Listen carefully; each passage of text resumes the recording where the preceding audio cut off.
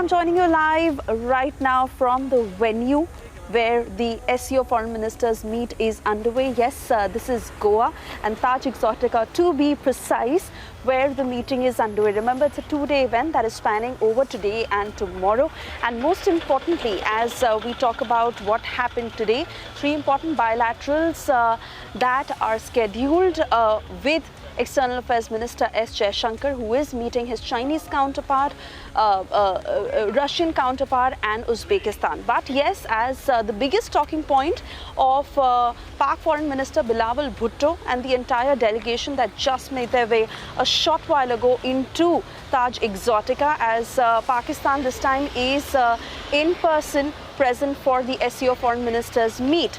And while all this is coming in, several sources have also suggested not just the agenda of the SCO meet this year, but also of how Belarus and Iran may soon be SCO members, and that very much is a part of the discussion at the foreign ministers meet. Also, how there are 14 dialogue partners that are already in, and 4 dialogue partners that include Kuwait, UAE, Myanmar and Maldives may also be a part of it.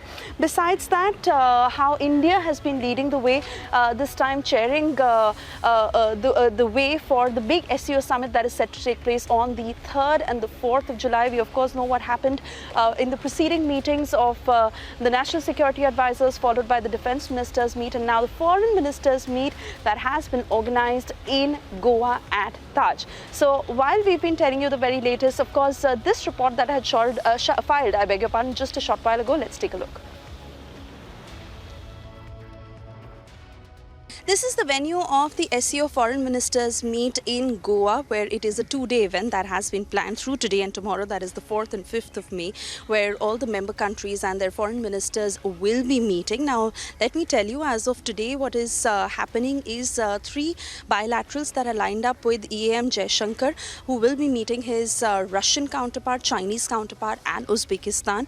Also to understand that the Pakistan delegation will be arriving this evening. Now, this is grabbing the headlines as it is after 11 years, after Hina Rabbani Khar's previous visit in 2011, that that Pakistan will be making an in-person presence, and it will not be a virtual meeting as it was in the defense ministers meet.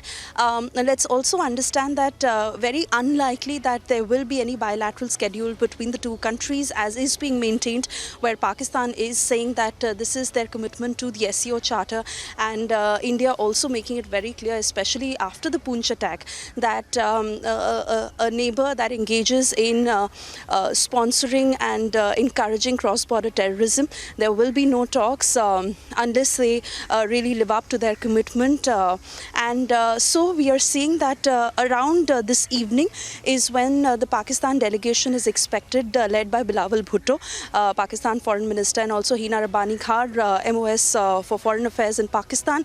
And as far as the bilateral with China is concerned, EAM Jaishankar is also likely to talk about the situation at the LAC and how they expect China to honor the pact and the agreement that has been agreed upon between the two countries.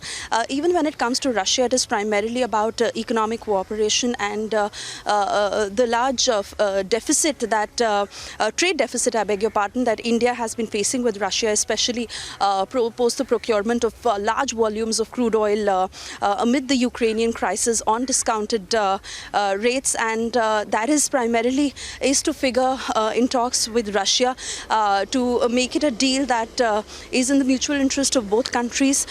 This is also coming in the backdrop of Kremlin claiming an assassination attempt against Putin and leveling all these allegations against Zelensky in Ukraine, which of course the Russian embassy had said that Sergey Lavrov's visit to India will not be impacted in any which way. In fact, he did arrive this morning. So these are the updates coming in from the first day of the SCO summit. And the main event, that is tomorrow, that is the 5th of May, is when the meeting will actually take place.